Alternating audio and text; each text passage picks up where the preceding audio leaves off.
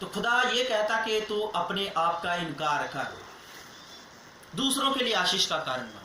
अब यहां पर दूसरी चीज खुदावंद यीशु मसीह क्या बोल रहे हैं, मत्ती रचित सुसमाचार उसका 16वां अध्याय और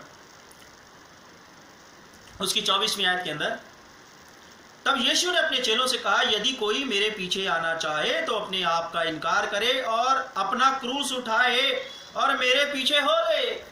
अब मैं आपको बताऊं, आपको अपना क्रूस उठाना है, मुझको अपना क्रूस उठाना है अगर हम यीशु के पीछे चलना चाहते हैं। अब कैसे उठाओगे अपना क्रूस भाई? किसी ने बताया तुम्हें तुम्हारा क्रूस कौन क्या है? बताया किसी ने आपको आपका क्रूस क्या है? खैर मैंने ग्रेटर नोएडा की कलीसिया को तो बहुत बार बताया, जो लोग जुड़ते हैं कुछ हमारे साथ उनको तो मैंने बहुत बार बताया, लेकिन बहुत सारे नए लोग हैं हमारे साथ जुड़े। क्या मालूम है आपको आपका क्रूस क्या है जिसको उठा के आपने चलना है यीशु के पीछे? नहीं। मैं आपको आपका क्रूस दिखाता हूं, मैं दिखाता हूं आपको आपका क्रूस जिसको उठाना है। ये देख रहे हो मेरे को? ये क्या है? क्या है ये क्रूस ऐसा ही होता है ना, ऐसा क्रूस है भाई साहब, ये ऐसा ही क्रूस होता है ना, सलीब ऐसी ही होती है कि नहीं है ना? अपने अपने बाजू फैलाओ, आपको सलीब दिखेगी, फैलाओ अपनी अपनी जगह पर बाजू। अब अपने आप को देखो, बन गई सलीब। सलीब ऐसी ही होती है ना, ऐसी सलीब पे यीशु लटका। तो मेरे अजीजों, ये है सलीब, ये आपकी सलीब है और ये मेरी सलीब है। ये है आपका क्रूस। इस क्रूस को, ये देह, ये शरीर आपका क्रूस है, आपकी सलीब है। और यीशु मसीह कह रहा है अपनी सलीब को उठा और मेरे पीछे चल। यानी अपने से शरीर को उठा, इस शरीर का इनकार कर। मालूम है ये शरीर, इसकी अभिलाषा का इनकार कर। ये शरीर बहुत अभिलाषा रखता है, ये शरीर बहुत डिमांड करता है, मालूम है? ये ऐसी अभिलाषा रखता है जो परमेश्वर की मर्जी के खिलाफ है। ये शरीर, ये सलीब ही तो कहती है, ये जो हमारी सलीब है, कहती पैसे के पीछे भाग। तेरे पास जितना भी खुदा ने दिया वो थोड़ा है, तुझे और चाहिए, और इकट्ठा करने के लिए रात दिन एक कर। जो टाइम तुझे परमेश्वर को देना है वो भी तू पैसा कमाने में लगा दे। ये सलीब कहती है कि तुझे उन्नति, तरक्की चाहिए, तुझे आगे बढ़ना है, लगा रहे, उन्नति के लिए भागता रहे। ये शरीर, ये सलीब हमारी, ये चाहती है। ये सलीब कहती है कि हमको आगे बढ़ना है। ये सलीब कहती है कि मुझे ऐशो आराम का जीवन चाहिए, मुझे बहुत सारी दौलत चाहिए। ये सलीब कहती है। मालूम है, ये सलीब जो है ना, ये सलीब का रूप सिर्फ यही नहीं है, इस सलीब का रूप बहुत बड़ा है। ये सलीब, ये हमारा शरीर, हमारी सलीब है ना। और वचन क्या कहता है उत्पत्ति की किताब के अंदर? परमेश्वर ने स्त्री को कहां से बनाया? परमेश्वर ने स्त्री को, औरत को कैसे बनाया? पहले उसने आदम को बनाया और देखा कि आदम अकेला है और उसको गहरी नींद में भेज दिया। वो बेहोश हो गया, और जब वो बेहोश हो गया, मालूम है, उसी के शरीर में से उसी की एक पसली निकाली और उस पसली से उसने नारी बनाई। और नारी को बना करके आदम को होश में लेके आया और उसके सामने खड़ा किया। बोला कि अब ये तेरे मांस में का मांस, तेरी हड्डी में की हड्डी है, क्योंकि नर ये तुझ में से निकाली गई है, इसलिए ये नारी कहलाती है। ये तेरी बीवी है। हमारी बीवी हमारे बीच में से ही निकलती है, मालूम है? हमारे मांस में का मांस, हमारी हड्डी में। यानी जो हमारी बीवी है वो भी इस सलीब का हिस्सा है। और हम मियाँ बीवी मिलकर जिन बच्चों को पैदा करते हैं वो भी इस सलीब में से ही निकलते हैं, वो भी इस सलीब का हिस्सा है। तो मालूम है, इस सलीब की ख्वाहिश यहीं तक नहीं है। ये सलीब कहती है अपनी बीवी की ख्वाहिशों को पूरा कर। ये सलीब कहती है अपने बच्चों की ख्वाहिशों को पूरा कर। बच्चे तरह तरह की डिमांड रखते हैं जैसे जैसे बड़े होते जाते हैं, और हमें क्या लगता है कि यार मेरी आमदनी इतनी है नहीं कि मैं बच्चों के शौक, उनकी ख्वाहिशें पूरी कर सकूं। मैं अपने बीवी बच्चों के शौक, उनकी ख्वाहिशें पूरी करूं, मेरी आमदनी इजाज़त नहीं देती। और बीवी और बच्चों के शौक पूरे करने के लिए, उनकी ख्वाहिशें पूरी करने के लिए हम और मेहनत करते हैं, और पैसा कमाते हैं, और रात दिन हम दौड़ते हैं उन्नति, तरक्की, कामयाबी, खुशहाल जिंदगी की तलाश में और व्यस्त हो जाते हैं। यानी हम अपनी सलीब की इच्छा पूरी करने के लिए ही रात दिन लगे रहते हैं। हमारी बीवी भी हमारी सलीब है, हमारे बच्चे भी हमारी सलीब हैं, हमारा खुद का शरीर भी हमारी सलीब है। ये है तुम्हारा क्रूस, तुम्हारे बीवी बच्चे भी तुम्हारा क्रूस है, तुम्हारी सलीब है। और यीशु क्या कहता है, अपने सलीब का इनकार कर, अपनी सलीब को उठा, हर रोज मेरे लिए जी, हर रोज अपनी सलीब की ख्वाहिशों का इनकार कर। देखो परमेश्वर के वचन में क्या लिखा हुआ है, मत्ती 6 के अंदर साफ साफ लिखा हुआ है। परमेश्वर क्या बोलता है, कहता तुम्हारे खुदा को तुम्हारे मांगने से पहले पता है तुम्हारी जरूरत क्या है, तुम्हारी जरूरत। परमेश्वर जरूरत पूरी करने का वायदा करता है, ख्वाहिशों की बात नहीं करता, शौक की बात नहीं करता। रहे हमारी सलीब की जो जरूरत है ना, हमारे बच्चों के बीवी की जो जरूरत है, हमारी जो जरूरत है, वो परमेश्वर पूरी करेगा। लेकिन अब हम कहेंगे खुदा हमारे ख्वाहिशें, हमारे शौक, हमारे बड़े बड़े सपने वो पूरे कर। ये वचन में नहीं लिखा भाई। जरूरत हमारी सबकी पूरी होती है, लेकिन शौक नहीं पूरे होते। और शौक को पूरा करने के लिए हम भटक जाते हैं, चाहे वो बच्चे के शौक हो, चाहे वो बीवी को, चाहे वो हमारे खुद के। और उन्हीं का इनकार करना है। जब हमने उनका इनकार कर दिया तो हमारे पास टाइम ही टाइम है प्रभु की बंदगी करने का, उसकी इबादत करने का। फिर हमारे ऊपर टेंशन नहीं है। शौक को पूरा करने के लिए हम माया जाल में बंध जाते हैं, बहुत सारा जो है बिखराव अपने आजू बाजू कर देते हैं और उसमें फंस जाते हैं। तो इसलिए खुदा यीशु मसीह कहता अपनी ख्वाहिशों का इनकार कर, जरूरत का इनकार नहीं। जरूरत तेरी जरूरत जरूरी है, वो मैं पूरी करूंगा, लेकिन ख्वाहिश का, अपनी ख्वाहिश है, अपने बड़े बड़े शौक नहीं।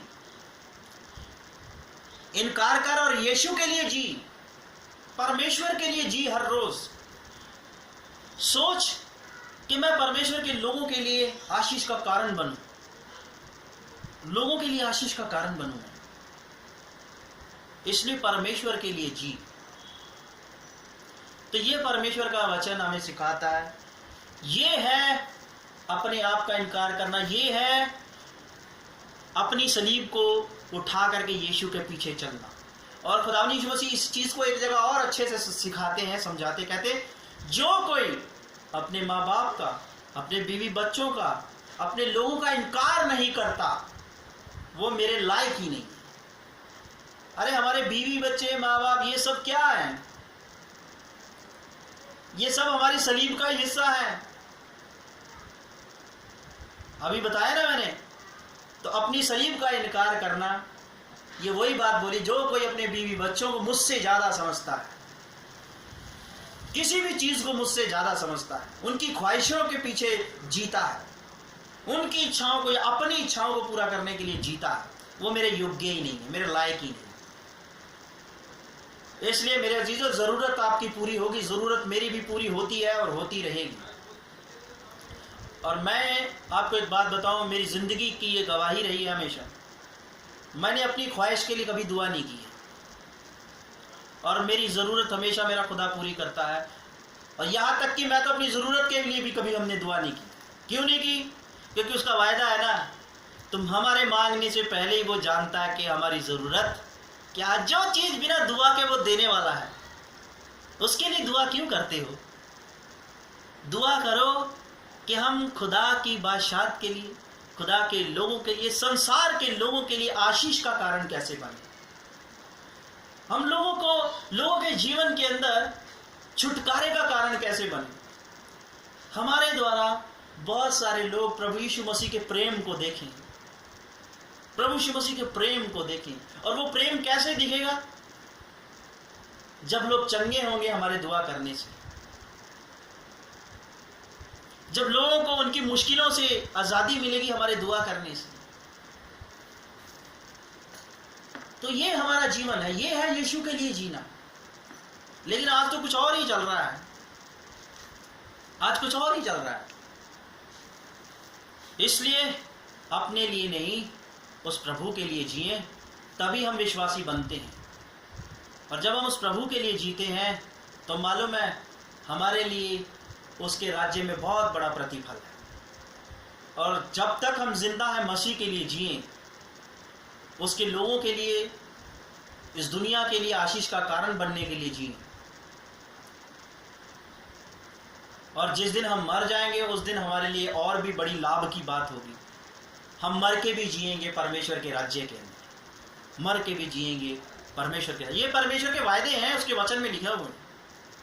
तो ये चीज मैंने आपको बताई। तो इसलिए आज मैंने आपको बताया कि एक विश्वासी होता क्या है, एक बिलीवर होता क्या है। ये होता है विश्वासी। विश्वासी हर दिन यीशु के लिए जीता है। वो अपने आप के लिए नहीं जीता, अपनी अभिलाषा, अपनी इच्छा के लिए नहीं जीता। समझे? ये हमारा जो शरीर, हमारा जो सलीब है, क्या बोलती, कहते हमको गाड़ी चाहिए, बंगला चाहिए, बैंक बैलेंस चाहिए। अब मालूम है अगर हमारी जरूरत 4 व्हीलर की है, हमें एक कार की जरूरत है, प्रभु ने हमें कार दे दी, प्रभु का धन्यवाद करो। लेकिन अगर हम कहें भैया खुदा ने जरूरत थी ना कि फैमिली बड़ा हो गया, अब कार की जरूरत है, कार दे दी ना, लेकिन उसके बावजूद भी अगर हम कहें भैया ये कार से मैं संतुष्ट नहीं हूं, मेरे को तो एक लग्जरी गाड़ी चाहिए, खुदा ने मेरे को वैगनार दे दिया या ऑल्टो दे दिया, है ना, लेकिन अब मेरे को क्या चाहिए, अब मेरे को डस्टर चाहिए,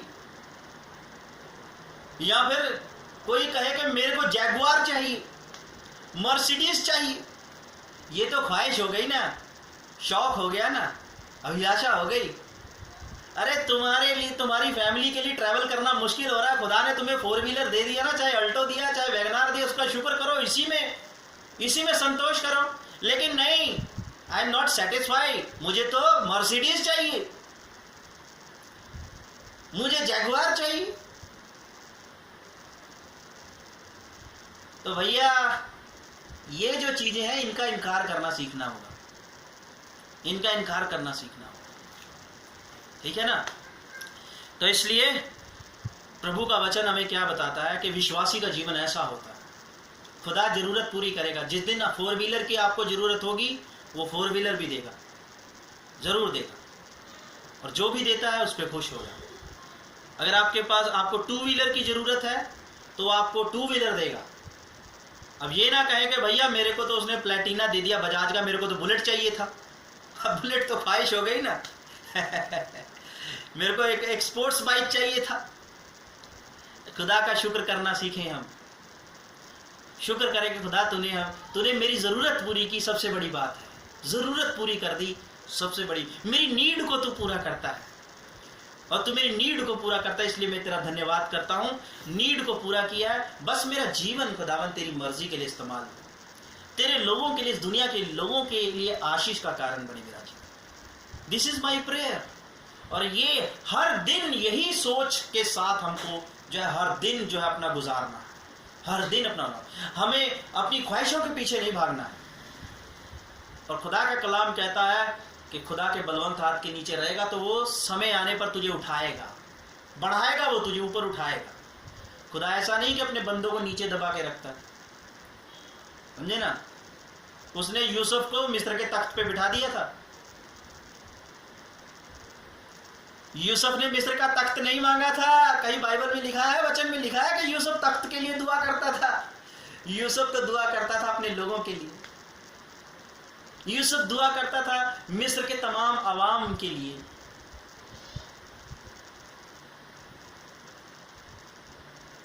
यूसुफ दुआ करता था तमाम अपने भाइयों के लिए, और खुदा ने उसे मिस्र के तख्त पर बिठा दिया, राजा की गद्दी पे बिठा दिया। उसने गद्दी नहीं मांगी थी, लेकिन खुदा ने बिठाया। खुदा ऐसा है, खुदा ऐसा है। अगर हम उसके लिए जिएंगे ना तो वो हमें ऊंचाइयों पर लेके जाता है, अपने आप लेके जाता है। अपनी इच्छा से, अपनी खुशी से लेके जा रहे हैं। इसलिए मेरे अजीजों, खुदावन के लिए जीना ही मसीहत है, यही क्रिश्चियनिटी है। और मालूम है, मेरे पास जो है कुछ लोगों का सवाल आया, तो एक सवाल का जवाब भी मैं दे करके जो है ख़त्म करूँगा इस इबादत को। सवाल क्या आया, कुछ लोगों का सवाल आया मेरे पास कि पाजी साहब जो है, हमें कुछ लोग कहते हैं कि सबत का जो दिन होता है उस दिन जो है कोई काम नहीं करना, कहीं बाहर नहीं जाना, तो बल्कि चर्च भी नहीं जाना, सबत का दिन। और सबत का दिन जो होता है वो शनिवार का दिन कहलाता है। सैटरडे का जो डे होता है वो सबत का दिन होता है। तो सवाल आया कि सबत के दिन चर्च भी नहीं जाना चाहिए। तो हमें ऐसा सिखाया जाता है कुछ लोगों के द्वारा।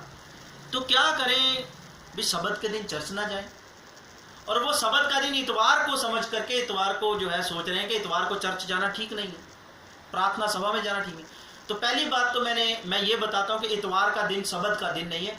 शनिवार का जो दिन होता है उसे सबत का दिन कहते हैं, ठीक है। इतवार का दिन जो होता है पुनरुत्थान का दिन होता है, जिस दिन प्रभु यीशु मसीह तीसरे दिन मुर्दों में से जीवित हो, कब्र में से बाहर आ गए। और सबत के दिन के बारे में जो लोग सिखाते हैं कि हमको जाना नहीं चाहिए, कोई काम नहीं करना, चर्च भी नहीं जाना, तो मालूम है खुदा का कलाम क्या कहता है? खुदा का कलाम क्या कहता है? खुदा के कलाम में लिखा हो कि सबत के दिन, 6 दिन में खुदा कहता है कि 6 दिन तुम कामकाज करते हो और 7वें दिन तुम रेस्ट करो, तुम कोई काम ना करो। इसका मतलब ये नहीं है कि खुदा ने ये नहीं कहा कि तुम उस दिन इबादत भी मत करो खुदा की। खुदा ने ये नहीं बोला। 7वां दिन सबत का दिन इसलिए बोला रेस्ट करो, आराम करो, क्योंकि 6 दिन तुम खूब कमाई करो अपने लिए, 7वां दिन तुम परमेश्वर के साथ गुजारो उसकी संगति में। प्रभु का धन्यवाद करो कि उसने बीते हफ्ते के अंदर, उन पूरे 6 दिनों के अंदर तुम्हें संभाला, तुम्हारी हर जरूरत को पूरा किया, तुम्हारी कमाई पर आशीष दी। तो इसलिए 6 दिन तुमने मेहनत की, खुदा ने तुम्हारी मेहनत के ऊपर आशीष दी है, इसलिए 7वें दिन आराम करो। 7वें दिन आराम करो, खुदा का शुक्रिया अदा करो, उसकी बारगाह में आओ, उसके भवन में आओ और उसकी महिमा करो, उसका धन्यवाद करो।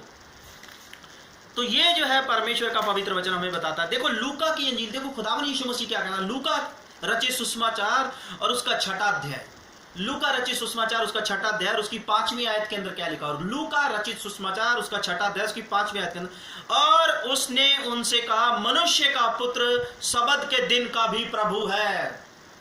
मनुष्य का पुत्र यानी सन ऑफ मैन, यानी son of God, our Lord and saviour Jesus Christ. खुदावंद यीशु मसीह खुद कहता है लोगों से कि मनुष्य का पुत्र, परमेश्वर का पुत्र यीशु मसीह नासरी सबत के दिन का भी खुदा है। वो सबत के दिन का भी खुदा है, इसलिए सबत के दिन भी तुम उसके पास आओ, उसके पास आओ, उस खुदावन के पास आओ। बाइबल ये कह रही है, परमेश्वर का वचन ये कह रहा है कि तुम परमेश्वर के पास आओ। लूका की अंजील और उसका 13वां अध्याय और उसकी 10वीं आयत से जब आप पढ़ें तो मालूम है सबत के दिन ही परमेश्वर प्रभु यीशु मसीह ने आराधनालय के अंदर, प्रार्थना घर के अंदर ही जो है, परमेश्वर के मंदिर के अंदर ही मालूम है 18 साल से एक रोगी स्त्री को, जो 18 साल से कुबड़ी थी, उसको सबत के दिन चंगा किया। और कहां पर चंगा किया? परमेश्वर के भवन के अंदर। यीशु मसीह खुद यहूदी था। अगर कोई कहता कि यहूदी कहते हैं कि उस दिन परमेश्वर के भवन में नहीं जाना, तो यीशु क्यों गया था वहां पर? और अगर यीशु गया था तो वहां पर लोगों ने यीशु का विरोध किया कि तू सबत के दिन चंगाई दे रहा है। इसका मतलब ये बहुत सारे यहूदी भी आराधनालय में आए थे। वो क्यों आए? अगर मना है उस दिन आराधनालय में जाना या चर्च में जाना, तो वो क्यों आए थे वहां पर? क्या करने आए थे? घास काटने आए हुए थे वहां पे जो यीशु का विरोध कर रहे थे? प्रार्थना करने आए थे, तो शब्द कहीं भी मना नहीं करता कि आप परमेश्वर की इबादत करो, और शब्द कहीं भी मना नहीं करता कि तुम शब्द के दिन जो है परमेश्वर की इबादत मत करो। शब्द का दिन बना ही इसलिए कि उस दिन तुम खुदा की बंदगी में आओ, लोगों के लिए प्रार्थना करो, परमेश्वर से चंगाई मांगो लोगों के लिए। और ये कुबड़ी के बारे में क्या लिखा, मैं 10वीं आयत से पढ़ता हूं। शब्द के दिन, देखो शब्द के दिन वह एक आराधनालय में उपदेश कर रहा था। देखो प्रचार भी कर रहा है वो आराधनालय के अंदर, यीशु मसीह।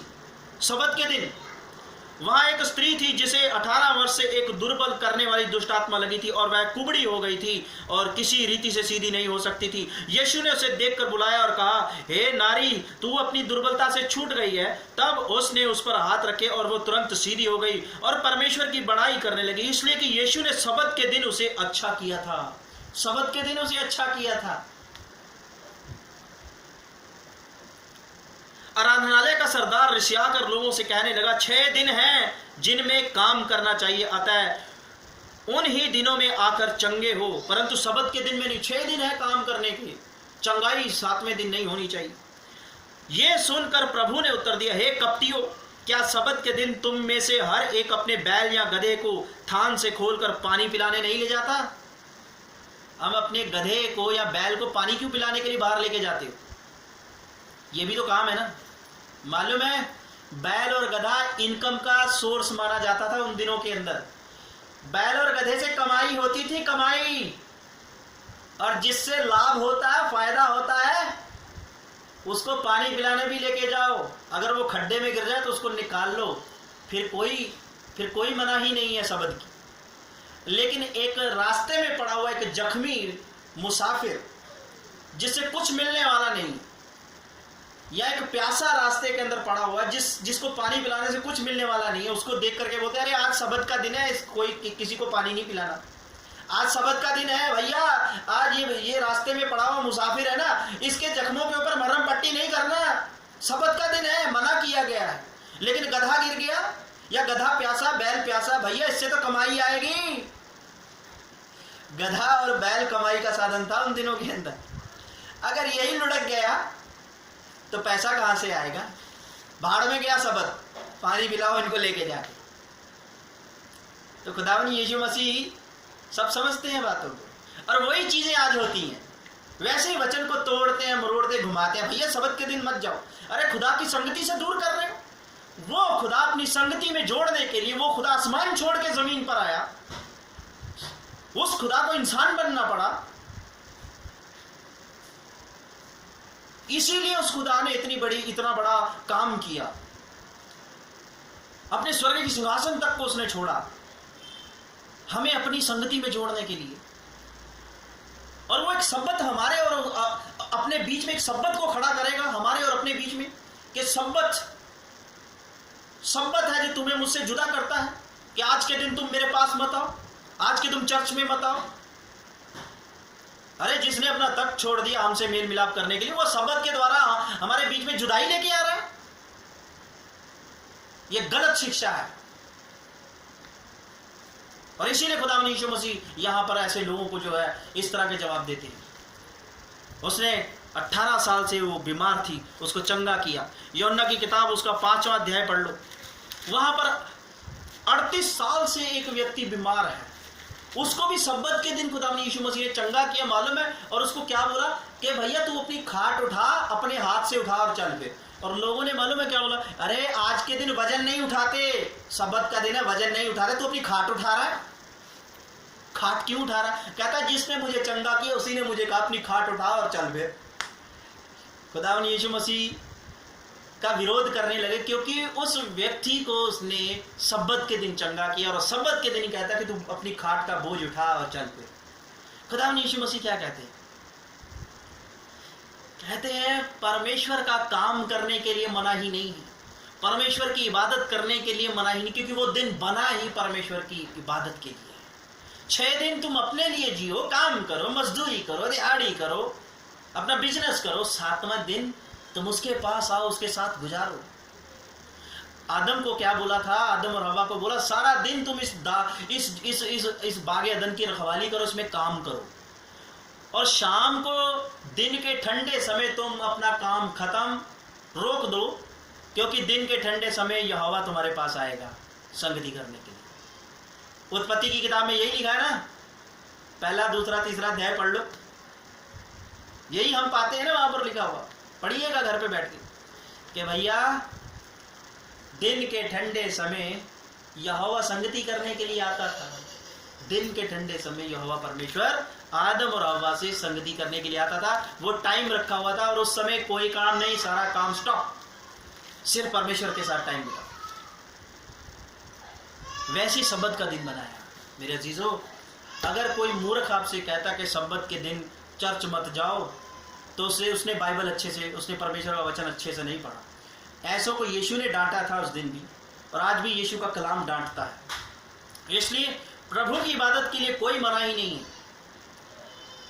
सब्बत को जाओ, इतवार के दिन जाओ, चर्च में जाओ, प्रभु की इबादत करो, प्रभु की महिमा करो, दूसरों के लिए आशीष मांगो, अपने लोगों के लिए आशीष मांगो। तो मैं उम्मीद करता हूं आप लोगों को आपके सवाल का जवाब मिल गया होगा। तो इसलिए आज हमने दो चीजें सीखी। पहली चीज कि सही विश्वासी क्या होता है। असली विश्वासी वो होता है, असली मसीह वो होता है जो अपने लिए नहीं जीता, परमेश्वर के लिए, प्रभु यीशु मसीह के लिए जीता। अपनी ख्वाहिशों के लिए, अपनी इच्छाओं, अपनी अभिलाषाओं के लिए नहीं, बल्कि प्रभु को खुश करने के लिए हर रोज जीता है। देखो, एक बड़ी अच्छी बात है, मैं आपसे कहता हूं,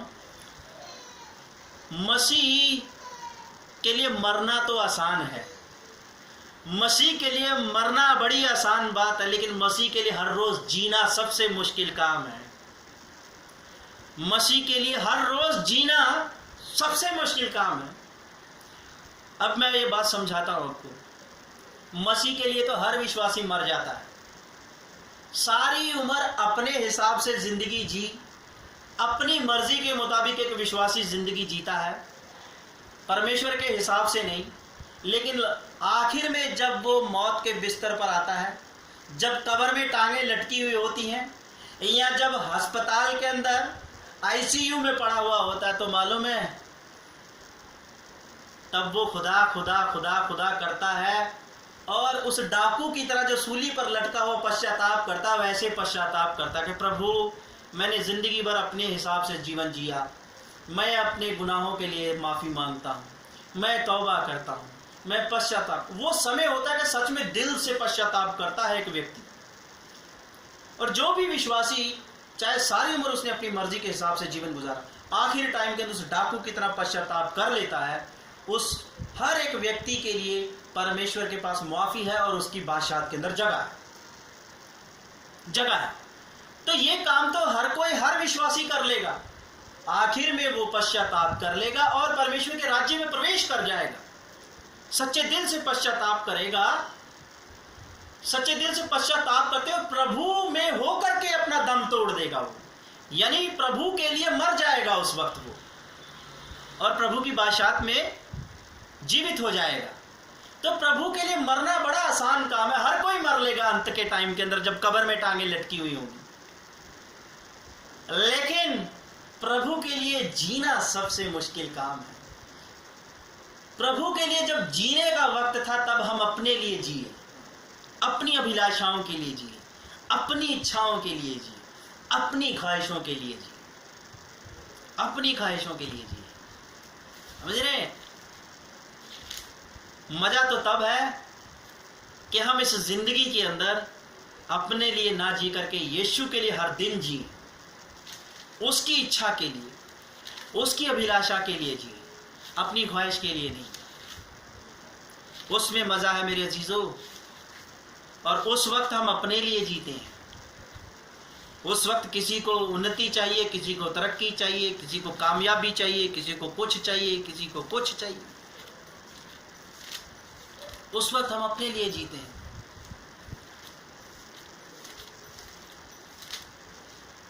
तो उसमें मजा नहीं है।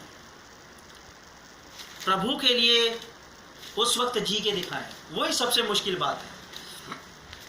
तो फिलिपियों की किताब, वहां पर क्या लिखा हुआ, पहला अध्याय, फिलिपियों की किताब पहला अध्याय और उसकी जो है 22वीं आयत के अंदर, 22वें आयत, पर यदि शरीर में जीवित रहना ही मेरे काम के लिए लाभदायक है तो मैं नहीं जानता कि किसको चुनूं, क्योंकि मैं दोनों के बीच में अधर में लटका हूं।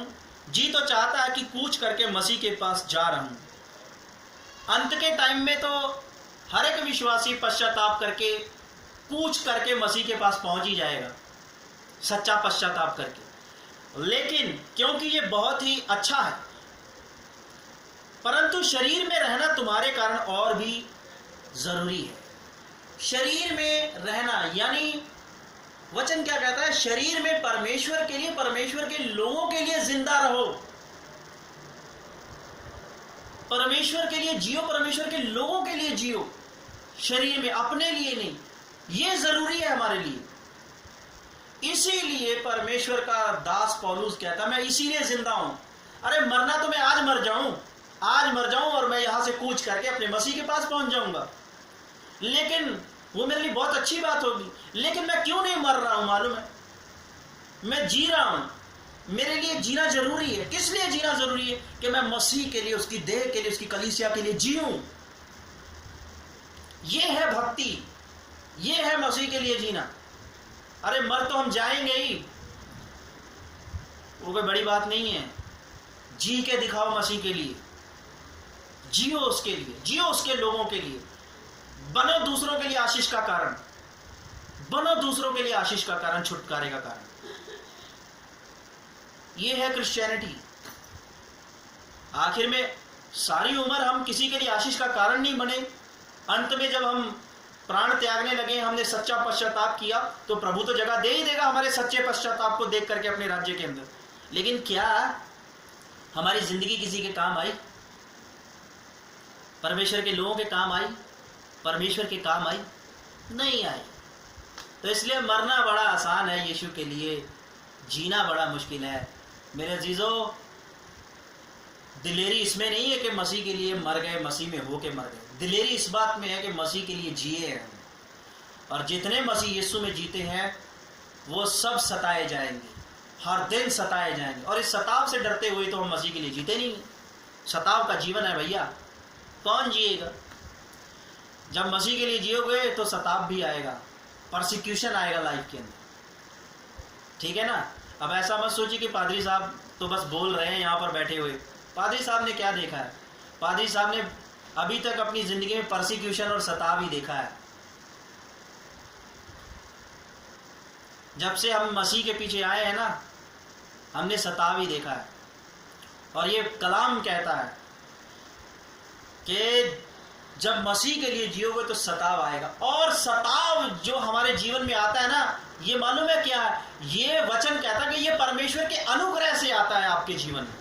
ये परमेश्वर के अनुग्रह, जिस पर परमेश्वर अनुग्रह करता है उसी के ऊपर अपने नाम के खातिर सताव को भेजता है।